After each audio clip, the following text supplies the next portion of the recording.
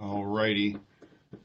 We are going live, and thank you everyone for joining again. This is the OpenShift Commons Briefings Operator Hours today, and I'm going to do what I like to say, can you see my screen? Yes.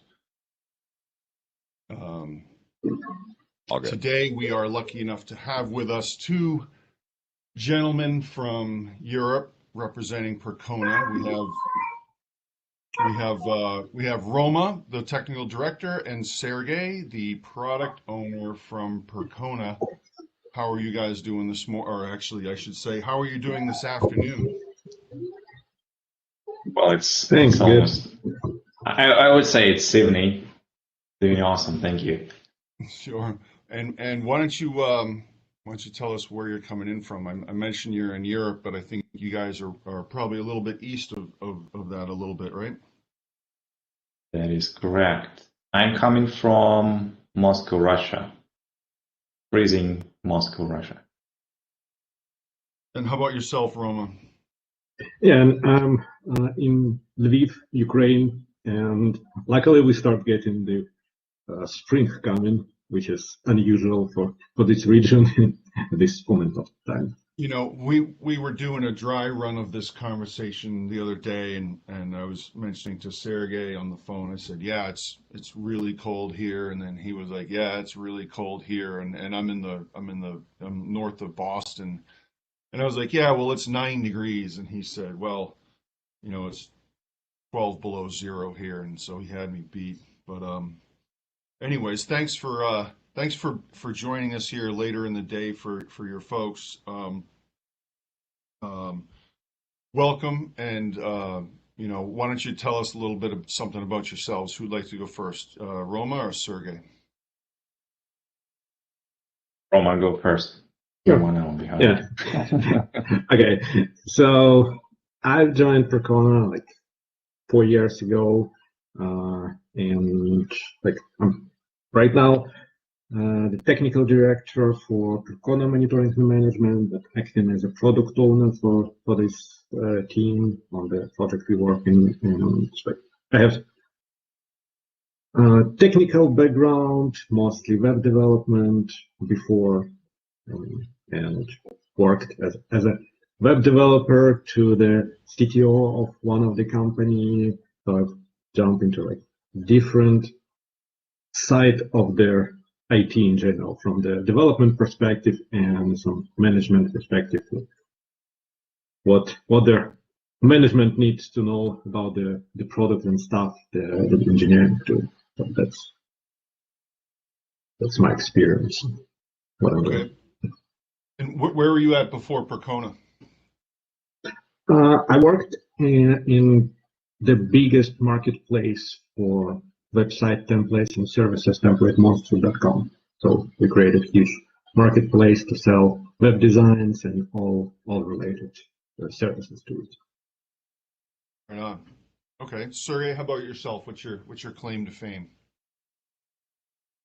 Okay, I actually joined Percona like four or 5 months ago as a product owner for our Kubernetes operators and cloud initiatives. And I'm fairly technical as well. And before Percona, I was working at the company called Crossover. It is like a huge remote first company, which is a merger and acquisition business. And what I was doing there, I was managing engineering and operations teams, and we were building Kubernetes as a service, database as a service, VMware as a service, everything as a service for our internal companies. And we were acquiring a lot of them, like 120 companies, I think, in our portfolio. And hence, this is my interest in Percona, because now we're here at Percona building DBaaS, database as a service on Kubernetes, and that is a fascinating time to change the world for me. Right on. Okay. Well, tell us about Percona. I know Percona has been a household name, household word that's been around, I think, since at least 2006, right? Yeah. Percona was founded in 2006 exactly. by Peter Zaitsev and Vadim Tkachenko. Peter is now our CEO, and he's also wearing the hat of Chief Product Officer, and Vadim is the CTO. Before that, they were working in MySQL AB, and that is why I guess Percona is a database company, and we're focusing on databases mostly because our roots are coming from database world. And but what is more important, Percona roots are all about open source. And MySQL AB was a great company. It started MySQL, right? It's used by lots of companies nowadays, and it was like I believe it's the biggest open source product all ever knew, right? And once MySQL AB was acquired by Sun, MySQL AB started to shift the focus to revenue, changing business models, and overpromising. And exactly that time, Peter and Vadim thought, okay, something is wrong here, and we need to start Percona to save the open source values. And Percona started with Percona Server for MySQL. And Percona Server for MySQL nowadays provides MySQL enterprise grade functionality, but in open source, right? So it's totally free. You don't need to pay for that at all. So this is, I guess, how Percona started. Excellent, excellent. And you folks have been working with Red Hat. You have a Red Hat certified operator. I think we've been working with our technical teams. Are you folks, is your Percona, is that in the Red Hat marketplace as well? Of course. Yeah, it is. Yeah, so for operators, at Percona, we started this journey for operators, I think, 2 years ago or a year and a half. And the way we see operators is just the way to deploy our software on Kubernetes, right? And operators is a great tool to do that because it automates everything for you. And Red Hat Marketplace is widely used by the community, by customers, by users. And for us, of course, it's a great place to be. And that is where we put a lot of effort to certify there. Because a lot of users that we have that rely on our operators, they run it on OpenShift. And obviously, yeah. Yeah, I was going to say, so is your operator, is that a Helm chart or is that written in Go?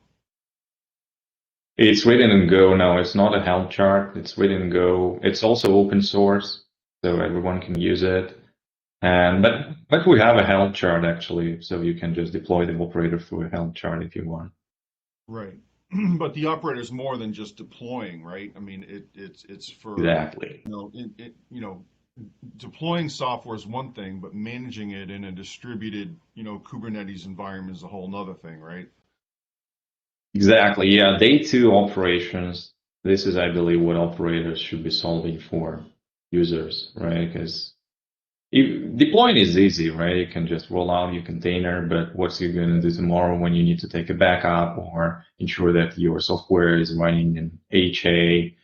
So yeah, this is where operator kicks in. Yep. And as far as your license goes, is it Apache 2? Is it BSL? What's the licensing model for Percona server? Well, mostly for our products, we use Apache 2. But for example, for Percona monitoring and management, we have AGPL, right, Roma? It's licensed under AGPL. Yeah, so far it's AGPL. Yeah, correct. But mostly it is Apache 2, right? By the way, and I think everybody's been on a call where everyone's video conferencing these days because of these challenging times, and you hear someone's cat walks across their keyboard or their dog's barking in the background. I let my chickens out this morning, so they're out running around in the backyard. So if you hear any strange squawking, it's just the ladies out there stretching their legs. Okay, so let's talk about solving customer challenges these days, and MySQL 5.6 and post UL support. Yeah, this is a big challenge because MySQL 5.6 is, we can call it a legacy technology. It's pretty old, right? But it is still used by a lot of people. And even on Amazon, just AOL did just recently. And what we're doing here, Percona, because Percona is providing support, consultancy, and managed services for customers running their databases. And what we are doing at Percona, we're providing, we continue to provide support for MySQL 5.6 for our customers. And that is quite big because we have a huge customer base running MySQL 5.6. I don't know if it is unfortunate or a good thing, but they certainly need help before they finalize their transition to the next version. Either it's 5.7 or 8.0 right away. But yeah, it's a big step for us.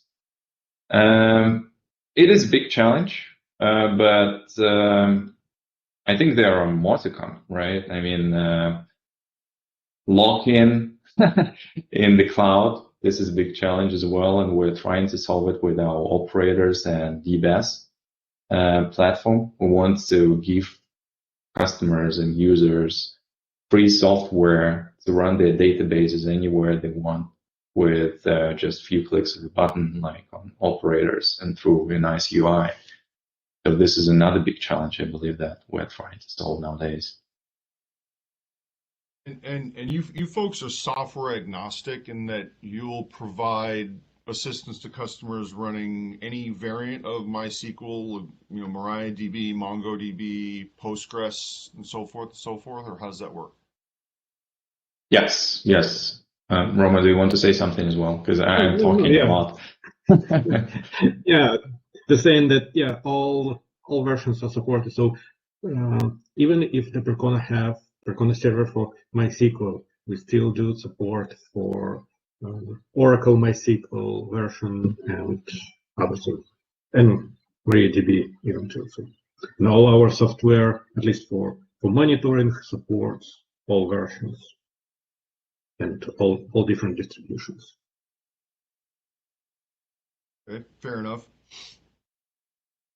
All right, so let's talk about CNCF. I know that you wanted to bring this up, Sergey. You had mentioned that there were some challenges with Percona around the CNCF landscape. So why don't I tee that up and hand it over to you? Oh, not that I want to bring it up, right? It's like I just want to talk more about operators because this is my baby. And yeah, so there are, I would not call it challenges, but running data on Kubernetes is challenging. And there is a community, I don't know if you heard, DOK, Data on Kubernetes community. And I believe it's soon going to be part of like huge CNCF data community structure group. I don't know how it is called. But the goal of Data on Kubernetes is to provide a good and nice, easy way to keep your data safe on Kubernetes. And Percona is, we're investing a lot of time and effort to run your databases safely on Kubernetes. And we have now 2 operators for MySQL, which is Percona XtraDB cluster with synchronous replication, and another one for MongoDB. And we have some talks by our team members where we honestly compare the operators from other companies as well. And what we see is that not many companies are investing their time and money into operators nowadays. I mean, we see operators appearing like for MariaDB, but They are even not saying that, okay, this is our operator is production grade ready yet, right? And we're saying that we have our databases running in production for many customers, and we're solving their day-to-day issues.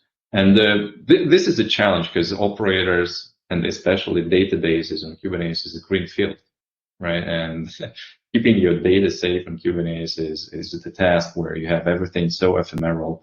Your pods coming and going, your nodes are going up and down all the time.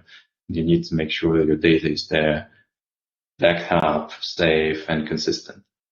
So yeah, this is the challenge, I believe. Mm-hmm. Okay, well, and I wanted to just remind you folks that we are live on YouTube and Twitch right now. And if people have questions for Roma or Sergey, please feel free. You can put them in the chat and comment window, and our producer Chris Short will make sure that we get them over to here. So, Roma, you were going to talk about your database as a service. I know that was a key thing you wanted to talk about here today. Yeah. So with this complexity of Kubernetes and like not easy for regular user stuff to deploy and to operate, we came to understanding, okay, but what can we do to simplify people's lives? Because yes, installing databases, it's not easy work, but work directly with operators, it sometimes also requires additional knowledge. So we start thinking, okay, what's the simplification? And we came to this database as a service solution to let user deploy and have databases even simpler, even more in more easiest way than can do. So let someone configure it, and then let even developers go somewhere, create database as they need. So let user to have similar experience as they can have with AWS and other systems, but based on their own infrastructure. And because we had already Percona monitoring and management tool, we basically combined our operators for Percona server and from MySQL, and operator for Percona server from MongoDB, and use Percona monitoring and management as a UI on top of them. So we combining like our team and Sergey team efforts together and building this tool to simplify people's life. Just configuration, management, and then when it goes to the modification of already running databases, it's also the complex task. So again, we want to simplify this for users. That's where our database as a service solution is coming. Okay, very good. Yeah. If I can add something, Sure, Michael, if you don't mind. Yeah. So we're not only simplifying the way how people can run their databases, because well, you can use Amazon RDS if you want to simplify running to simply run my Postgres or MySQL, right? But what we're doing more here, our software is open source and you can run it anywhere you want for free. And you can deploy your databases on any other Kubernetes cluster you want, whether it's on your premises or it's on the cloud, whenever you want. So you can make your deployment hybrid cloud easily, again, fully open source, right? And what we really want to do here, because we see customers doing that and they're asking us about that, a lot of people don't want to be running on one cloud. A lot of people want to avoid vendor lock-in. And this is where DBaaS from Percona will come handy, right? Because it simplifies the way you can run your databases, but also allows you to run them anywhere you want. I have a question with you about databases. You know, I work here at Red Hat. I do partner marketing activities with software companies like yourselves and others, and I talk to a lot of different software companies and specifically database vendors. We have lots and lots of database vendors that, you know, certify their software for use on Red Hat OpenShift and Red Hat Enterprise Linux and so forth. What is there a specific type of workload that Percona server is better for? Meaning, like, there's, you know, can you help me figure out what's the difference between, you know, no SQL, new SQL, MySQL, you know, companies like you get Couchbase, you know, Yugabyte, NuoDB, Percona. Why do we need so many different databases? Okay. Roma, do you want me to take this one? Yeah. Okay, I'll try to answer that one. I believe Roma has the better answer. He knows better. But from my standpoint, if you ask about Percona, why Percona exists, why we have this software, right? It's a fair question, right? And for example, if we take Percona server for MySQL, right, it has the biggest difference from regular MySQL is that Percona server has all enterprise features, but for free, right? It has it out of the box, and you can use it right away instead of paying to Oracle a lot of money. You can use Percona server for MySQL for free, and the same goes for MongoDB. But on top of that, we also have our distributions, and in these distributions, you have great packages that are certified, we can say certified by Percona, which are like targeted for DBA usage, so that you can keep your databases up at night without any issues, right? This is why we have Percona in the first Percona distributions in the first place, because we ship it with the packages and software which works out of the box. Okay. Does it answer your question, Michael? Yeah, that does. I mean, but are there different workloads that you know, your product versus some of the other different types? You know, like what's the difference between MySQL, NoSQL, you know, new SQL? You know, are they, presumably there must be different workloads that each of those different types of databases address. Is that right? Sure. Yeah, definitely. If you have, every database is not, well, database like MySQL is not a silver bullet, right? If you want to run huge analytics, it will not work for you. You need to use something else. And there is definitely the wide choice between the database engines and if you're just asking why there are so many databases out there, well, I can tell you that each product solves its purpose, right? And we can look at the top used databases. It's still Postgres, it's still MySQL, then it's MongoDB, and then there are more, right? And the reason why there are more because they serve some goal, or they deliver some functionality which others don't have. This I believe would be the answer, right? Mm-hmm. Obviously, you can run everything on MongoDB if you want, or you can run everything in MySQL, but your performance might be poor, or your features might not be what you're expecting. Fair enough. Okay, well, you folks are going to show us a technology demo here today. Is that correct? Yep. Yeah. I can share my screen. What I'm going to show is our preview of DBaaS and how it works. So it will be quick. Can you tell me if you see my screen now? We can see your screen. Okay. You see this black and this black, right? Yes. Okay, good. Okay, so it is the interface of our Percona monitoring and management. It is open source again. It is based on Grafana. We have Victoria metrics under the hood, and we also use Postgres here. It's all open source products, tightly packed here. And what I'm going to show you today is our DBaaS preview.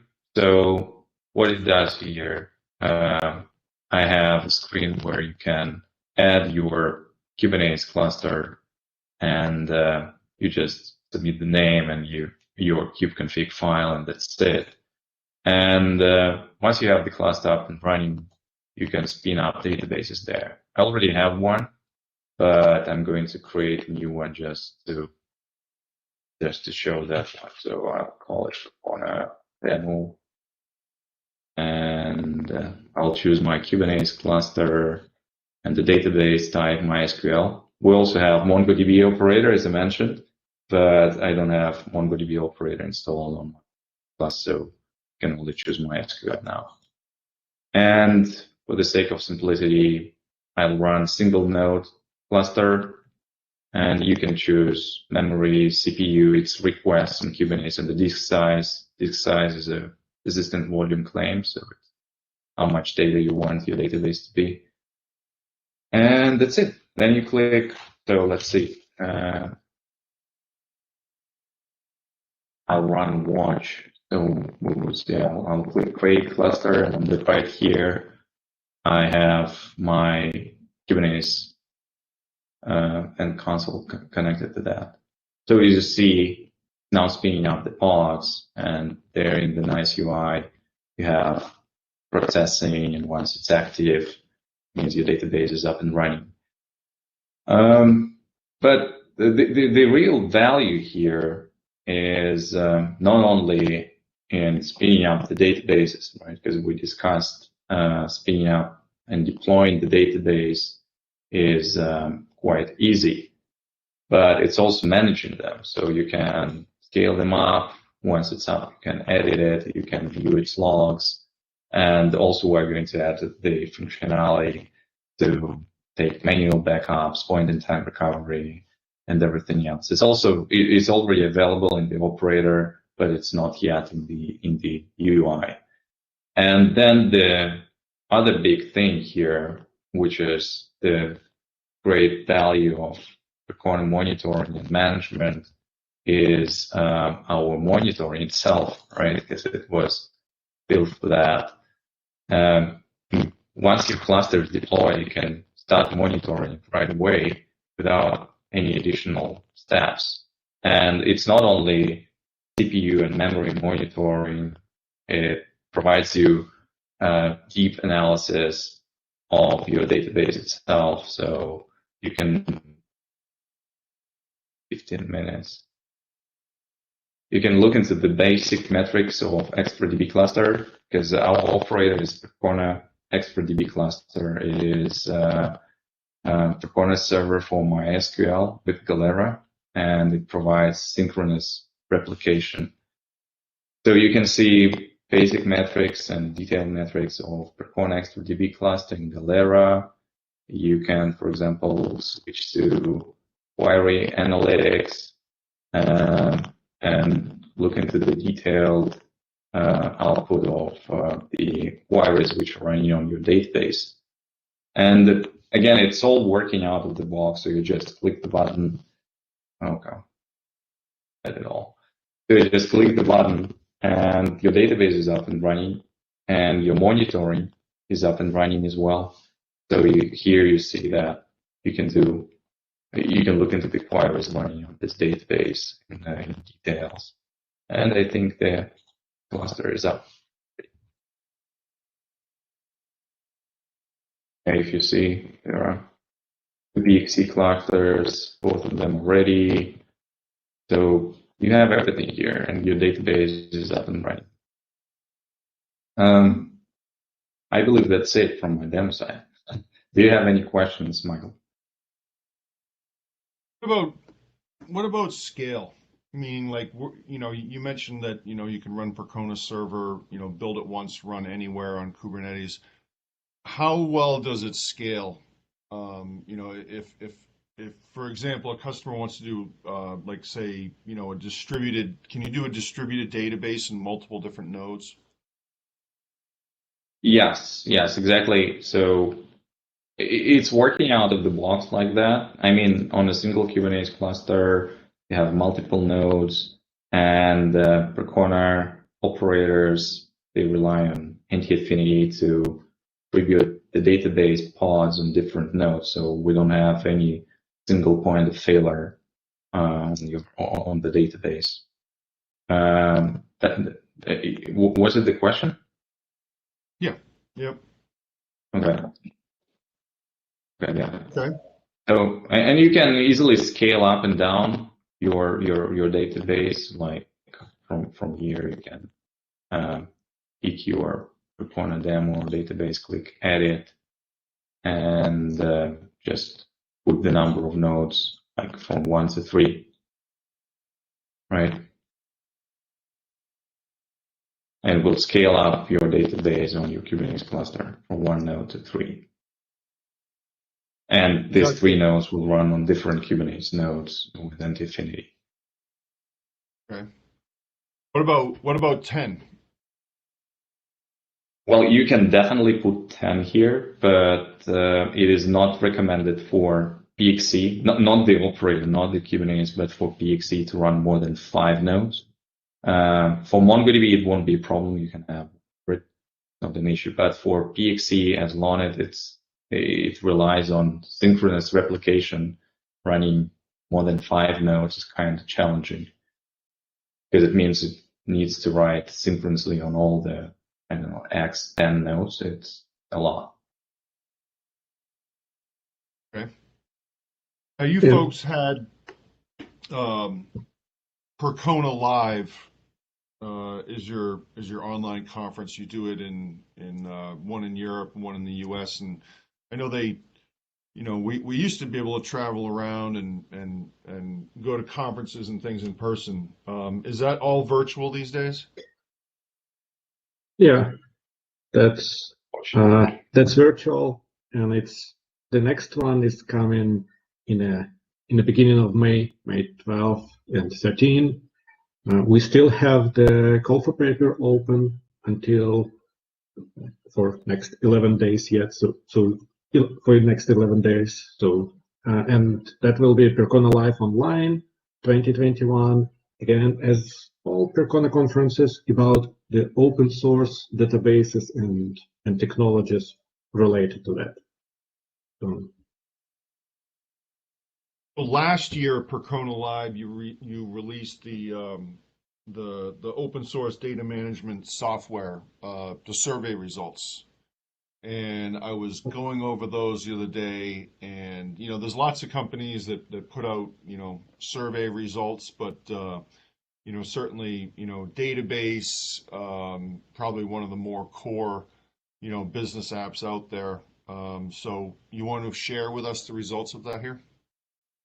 yeah, the results already shared on our website, but I would like to highlight some of the most, I think, important data we got from that result, because it's showing how the land of open source databases and engineering in general changes, because we got one probably some of the results saying whose decision making on architecture and what's on what's to use in database, how we will build software, and with 41% of architects responsible for that, not DBaaS, not management. It's also 26% are developers responsible for what and how the system will be built. So it's continuous shift to the developers and technical people how to do this, not some just managers who decide what we will use because of some good white paper they read. Another point is that the 22% of companies said they spend more on the using cloud solutions, cloud vendors than they have expected. So their plans for cloud expenses was much lower than they've got, and that's where we do like additional difference from Percona product, from even upstreams we use. We already make and ship them pre-optimized for performance. So with rich feature, we also making sure that making what we can do to make in default configuration products running more efficient and give people more options to optimize what they're running. That's why we have like so many metrics in Percona monitoring and management, why we care about all the tiny details in data. Sure. Now, Sergey, when we were talking about this the other day, we actually were looking at it. Do we want to pull that up? I mean, they always say, a picture's worth 1,000 words. Sure. Roman, do you want to do that? Because you were talking about that. Yeah. And every video conferencing tool is a little different. So we're using Blue Jeans, so the share screen is up at the top. You just have to move your mouse up, and then it'll pop up. And tell me if you can see my. I can, yeah. Browser. Yeah. Okay. Yeah. So that's the page where we posted all our survey results, and that's the numbers we got. Like, one of the interesting stuff is about the open source tools used.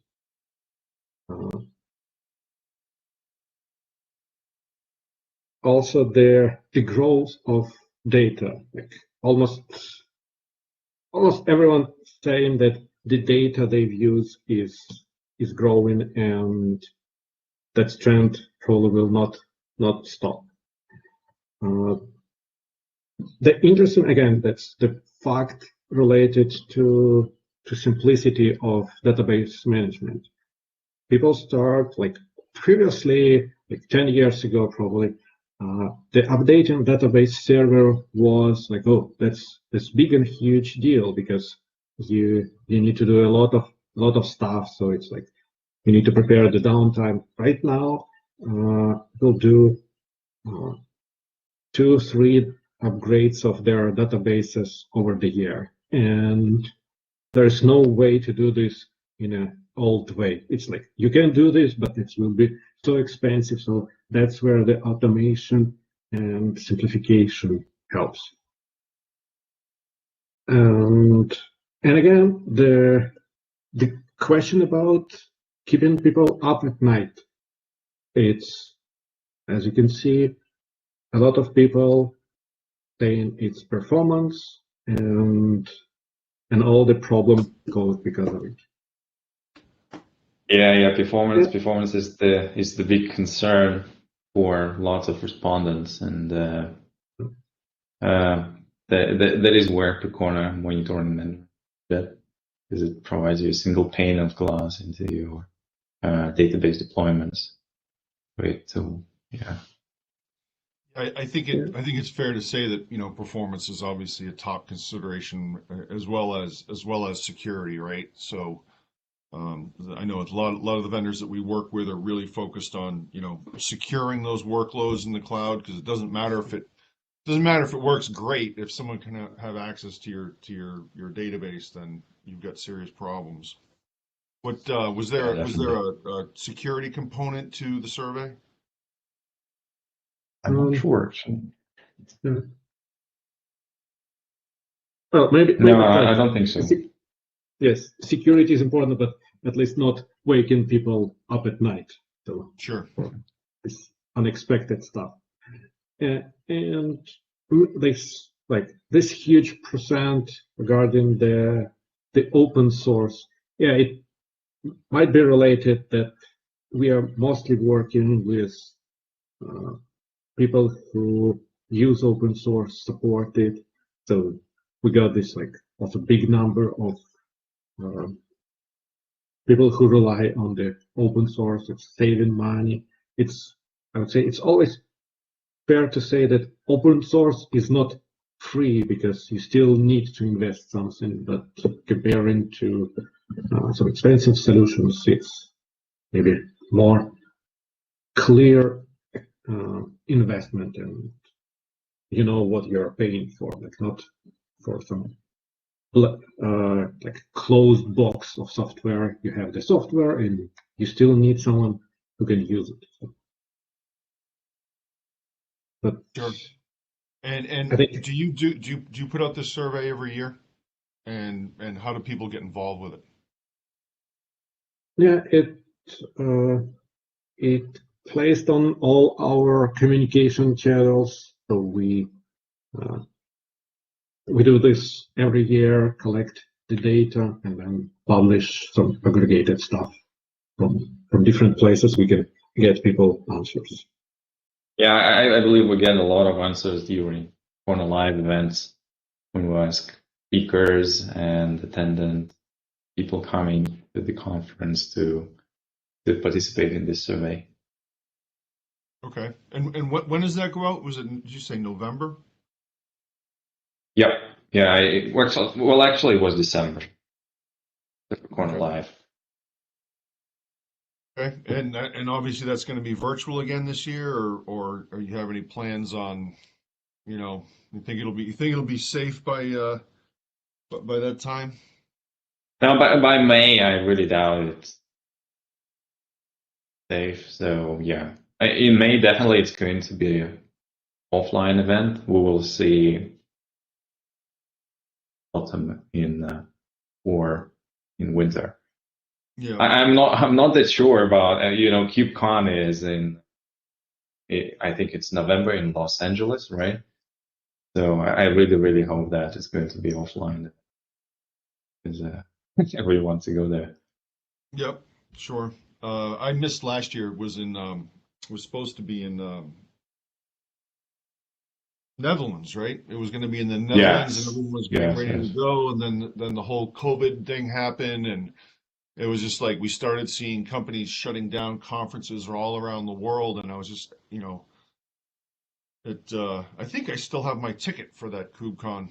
I don't remember. No, I guess they finally did refund us eventually. But so speaking of these challenging times, how are you guys finding, the world that we live in these days, and and customers? Is everyone is it getting quiet? Is it getting busy? What's the net change for you folks? Well, definitely COVID and 2020 had a significant impact in most aspects of our lives. But some companies saw unexpected growth due to offering fundamentals or services. But I really think that a lot of people want to draw a line of 2020 and then in 2021. In terms of business, Percona is a remote first company, and we have I think 250 people, everyone working remotely. So we didn't have to go through this transition right into the remote world, so it was simpler for us. In terms of customers and revenue, I would say we stayed. We're pretty good here. I mean, we have not seen the very big impact here, and but it's surprising because Percona is a services company, and we provide support, consultancy, and managed services, and I believe a lot of businesses were impacted here, but it tells a lot that Percona provides great service, and our customers want to retain it. What did you say? You got over 240 people in the company? I think it's 250.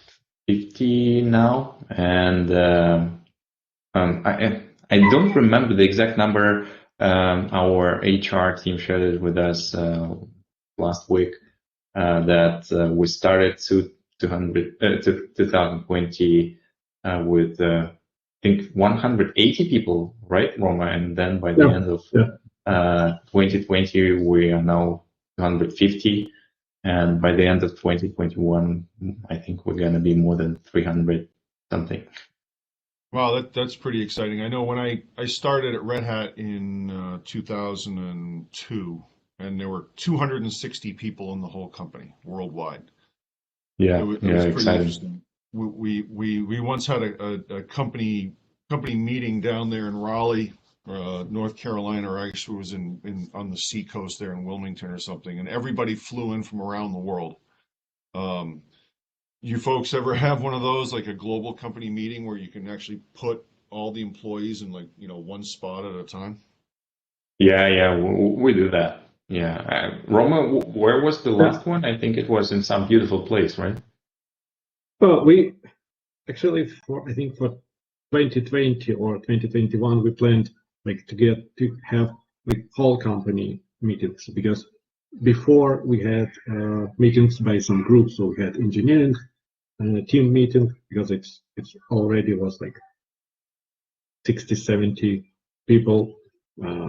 So last meetings were in Croatia, and before Portugal, Montenegro. So a lot of different places, and there were plans to have the whole company meeting in person, but I think that's some of the biggest problem we got from the COVID, because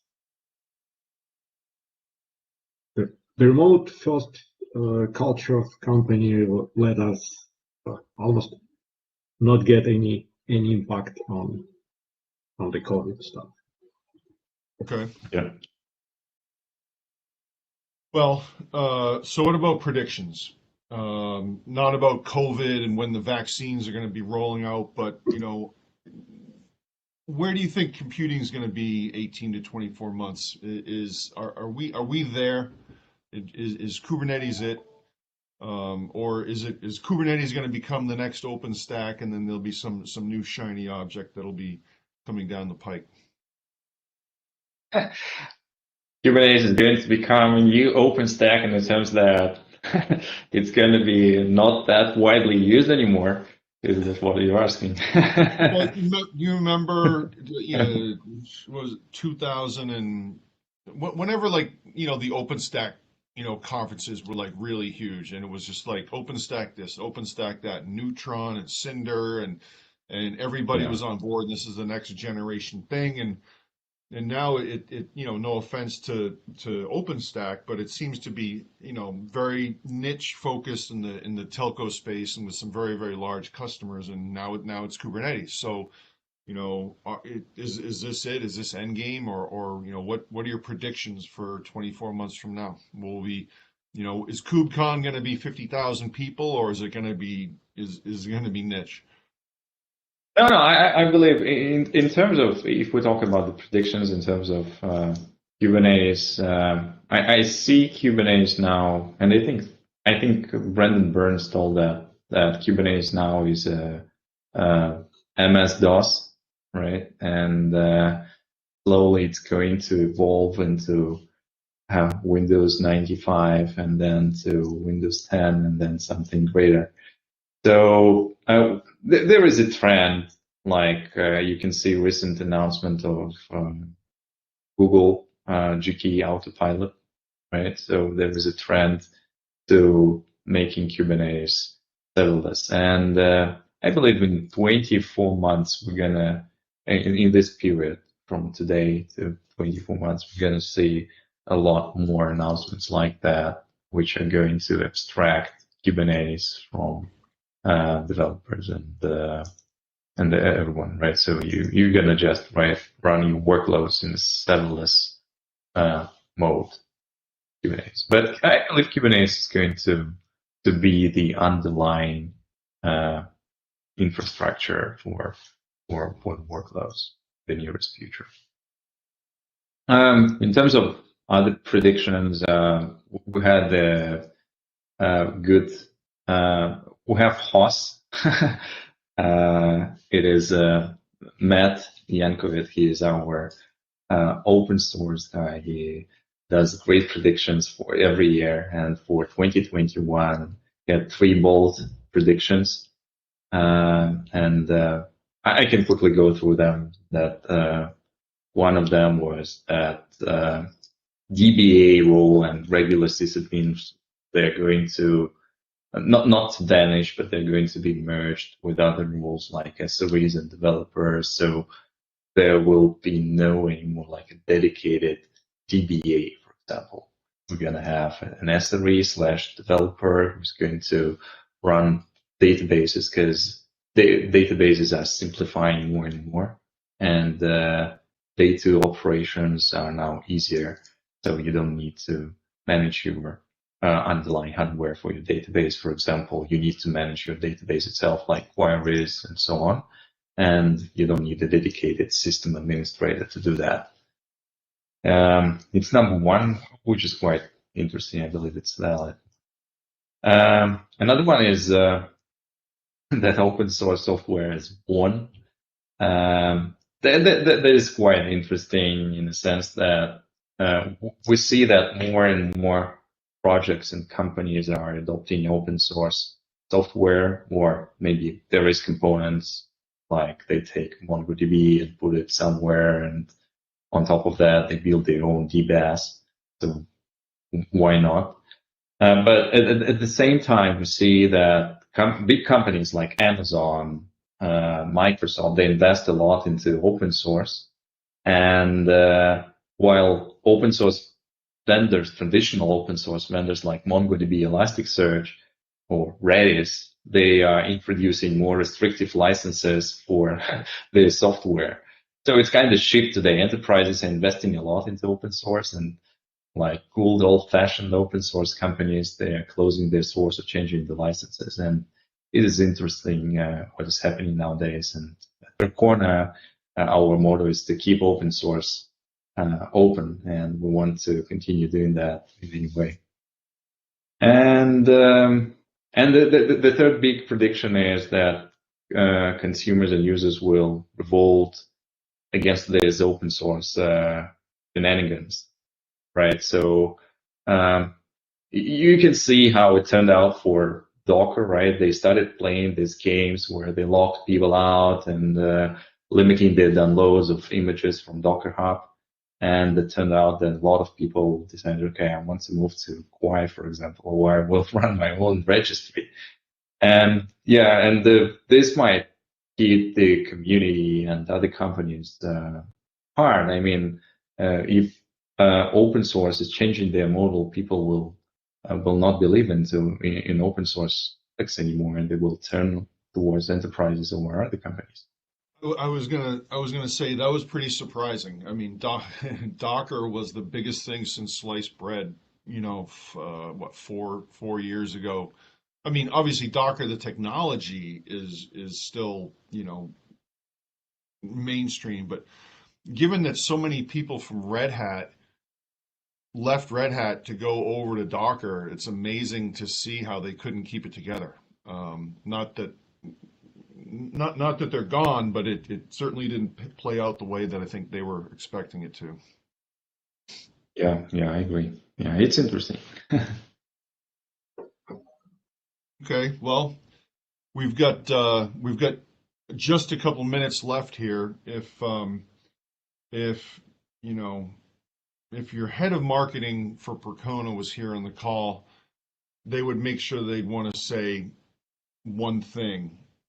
What might be that one thing that they would want to share here while we're on the call today? I believe not only the head of marketing, but everyone at Percona stages one thing: keep open source open. Right on. This is very important for our company and the community.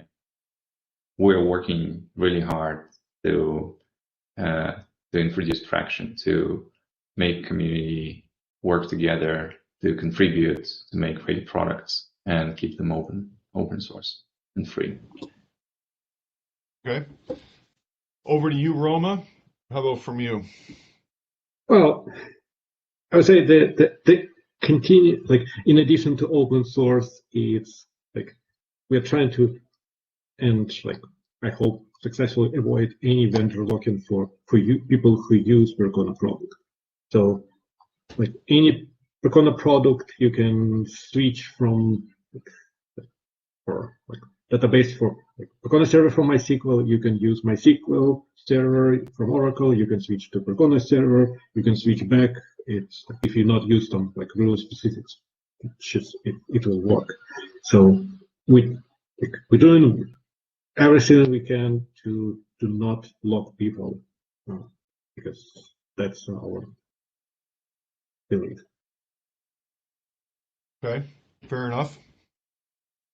Well, thanks for coming on today. Really appreciate you folks being here. I'm going to do what I like to say. I'm going to share my screen. And can you see my screen? Yes. Yeah. Great. So Q&A, what's next? Calls to action. Make sure you check them out, you know, on GitHub. Head over to their main website and learn about their Kubernetes operators. And I noticed that you didn't put your home phone numbers up here, Sergey. It's just email addresses. Well, it's well known for everyone. Okay. Great. Well, thanks for coming today. I hope we can have you back, and you know, you should catch up with our team if you guys want to be part of our podcast series. I think we'd love to have you join us doing one of our Red Hat X podcasts as well. So, thank you very much, Michael, for having us as well. Thank you. Great. Enjoy the weather over there. I hope the snow melts sooner rather than later over there in Moscow. Yeah, likewise. But you see, I also play hockey, so I really need that snow. Yeah. Right on. Thank you. All right. Thanks again. We'll talk to you later. Yeah. Bye. Bye.